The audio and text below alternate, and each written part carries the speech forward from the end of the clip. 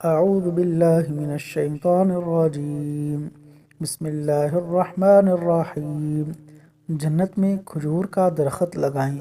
نبی کریم صلی اللہ علیہ وسلم نے فرمایا، جو شخص ایک دفعہ یہ کہتا ہے سبحان اللہ العظیم، سبحان اللہ العظیم وبحمدہ، سبحان اللہ العظیم، سبحان اللہ العظیم وبحمدہ، وبحمدہ۔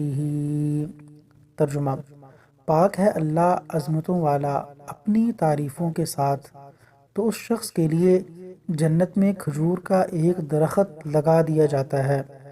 جامع ترمذی، حدیث نمبر 3464۔